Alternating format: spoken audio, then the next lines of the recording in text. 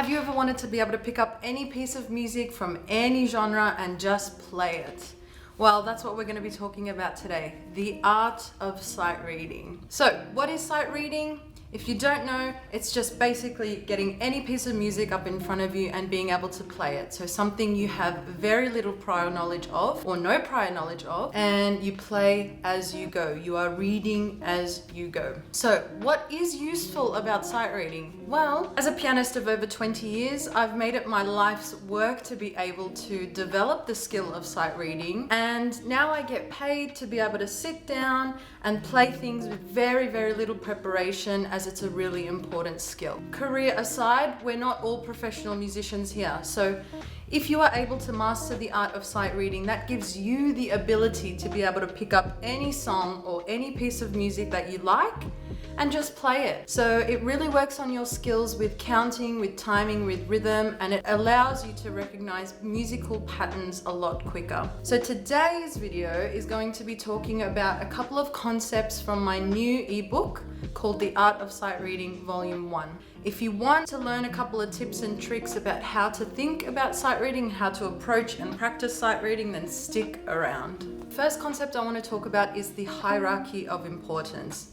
So when we see a bit of music for the very first time in our lives, there's a lot of information going on out there. There's a lot to process. So we need to be able to categorize the importance of those pieces of information, right? So the first step that we're going to do is identify the note. So any music examples that I use today will be popped up on the screen so we can follow along together. So for the first example, I'm going to get something from the grade 1 Amy B sight reading book. We're going to work through it step by step, using the first step, which is to identify the notes. So if we take something from the grade 1 level, have to be able to have strategies to quickly recite notes from both treble and bass.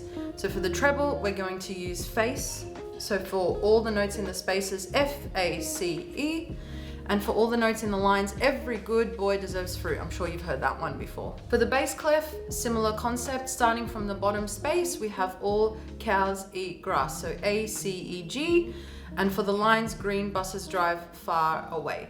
So those need to be in your mind at the forefront to be able to identify the note. The second step is to identify the key signature. So for those who aren't familiar with that concept, mostly every piece of music belongs to a key of music. So it belongs to a certain scale with a certain pattern that has specific notes involved. So if you play a note outside of that scale, it's gonna sound a little bit whack. If we take something in the key signature of G major, we know that it has an F sharp. If I played a G major scale,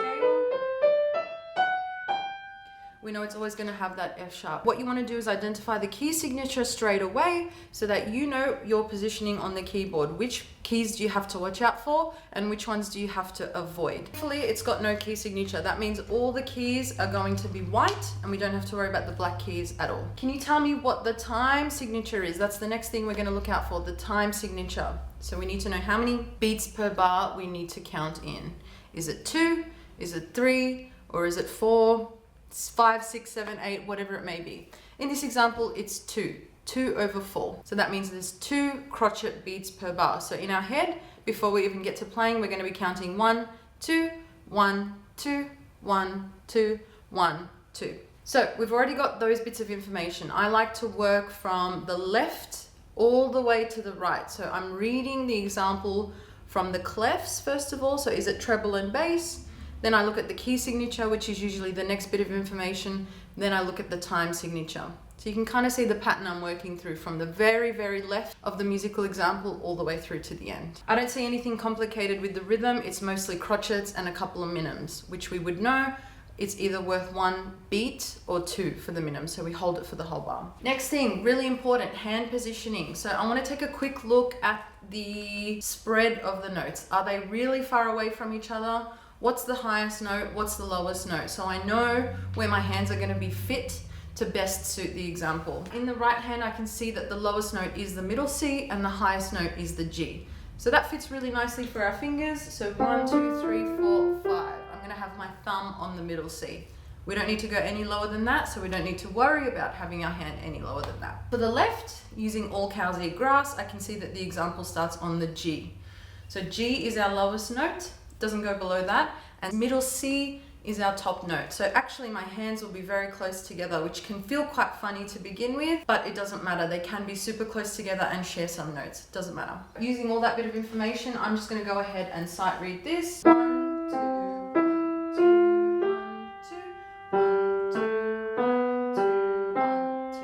Pretty straightforward, right? That's a straightforward example. So as long as you get the core foundation of what we're trying to do, you can apply it to almost anything. Going back to the hierarchy of importance, when we get further along down the line with our technical skills and our reading skills, we start to read things with chord structures or harmony structures. So we start seeing things in blocks rather than just single notes at a time. If I rush all the way to a grade 8 level example, we went from grade 1 to grade 8. I just want to get the harmony and chord pattern of thinking into our heads when we're sight reading. So using a hierarchy of importance, I've identified that it's a treble and bass clef, and we have 2 flats in our key signature. Most likely we are in the key of B flat major. Right, so in the left hand, we've got a waltz tempo. So again, going back to our hierarchy of importance, I can see the time signature is in 3. All waltzes are a dance in 3/4. So I'm going to be counting 1, 2, 3, 1, 2, 3, 1, 2, 3. And that's why practicing a whole assortment of genres is really handy, because then you get used to those specific criteria. So I know the waltz is always going to be in 3/4. I know a polka is always going to be kind of in 2/4. And pop music is kind of the same. It's usually in 4/4. When it comes to playing 2 hands at once, it's really tricky, because not only are we reading left to right, we're also reading up and down together.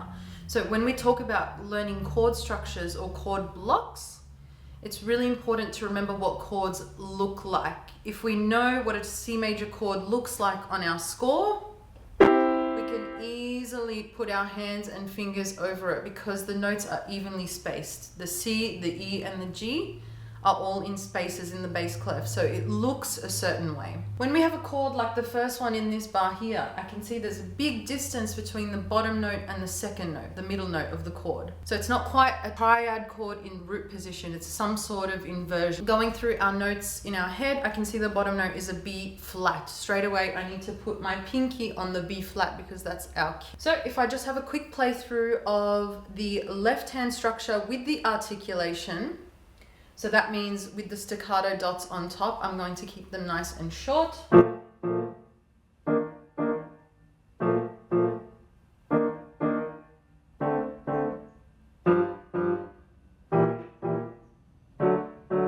Right, so that's kind of the first 8 bars there. The first 5 or so bars share the same chord structure. So the chord looks the same, it's just in a different starting point.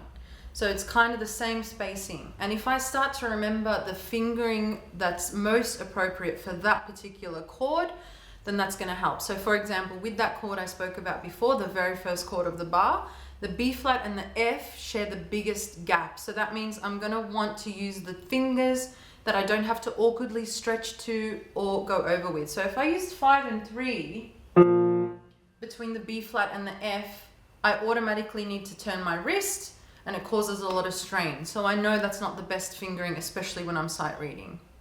So if I use 5 and 2, it fits pretty nicely, and I don't have to coerce my wrist into getting anywhere. So with the right hand, how do we go about sight reading the right hand quickly? Well, from using our grade 1 example, we're using the same pattern of thinking, but now we have to do a lot more and process a lot more at the same time. So I can see with the right hand here, there's some syncopation happening, which means the dotted crochet at the very beginning is 1.5 count. So I need to be able to visualize what that looks like and how it sounds. Da, da, da, da, da, da, da, da, ba, da, da, da, da, da. Something like that. So even just by looking at it, I'm able to sight sing it. So it's really important that we know how to hear the sounds in our head before we start playing. Generally, when we sight read, we don't have to have the book in front of us and play right that second. If we have a little bit of preparation time, then we use that time to sing through the melody and kind of roughly map out how it's going to sound.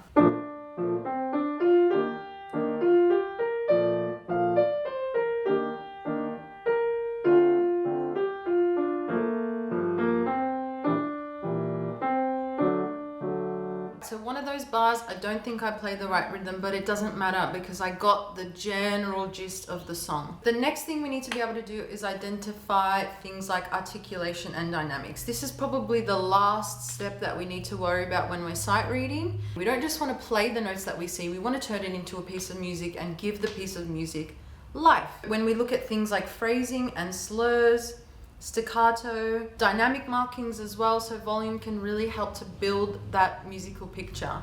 When I played it before, I kind of just played it as is with the notes. Maybe we can add something like pedaling by now and create more musicality. So let's have a go now using the dynamic markings and articulation markings written in.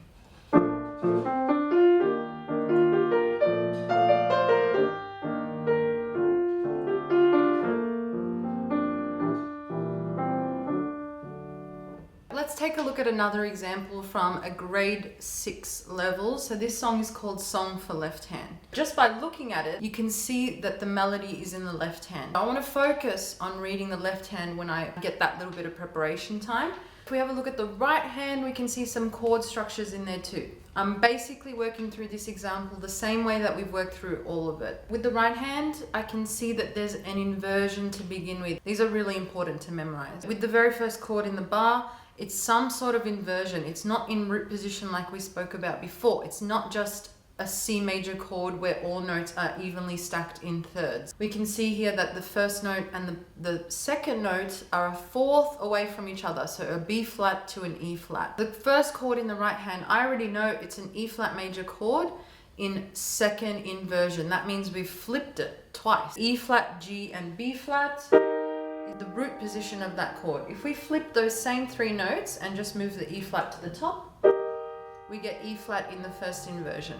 If we did it once more, the G is now on top and the B flat's on the bottom, so that is in second inversion. If you can start to memorize what the first inversions and the second inversions look like, then you'll be able to identify the chords easier. The whole point of being able to see chord structures is to see them as blocks and as units rather than three separate notes. To work it out as three separate notes takes a lot longer than reading it as a block chord. The left hand seems to just be playing block chords on every offbeat, on every second and fourth beat. And then there's a lot more information that crowds the page. And that information is the last step that we need to worry about. So things like articulation and phrasing and dynamic. Get rid of all of that information and just focus on what needs to be focused first using our hierarchy of importance. Shall we have a go at playing this? Let's have a look at what speed it's also given us. So andante on the top left corner, that's at an easy walking pace, which means I'm not in a rush to be playing it as fast as I possibly can. And that gives us more breathing and thinking time. 1, 2, 3, 4.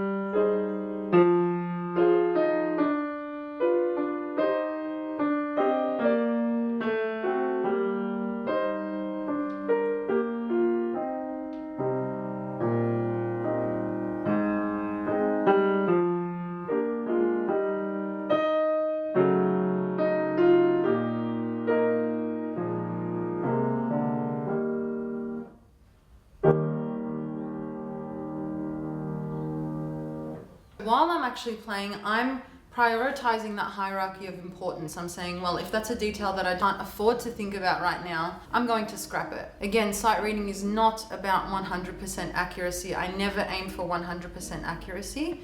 I aim for musicality.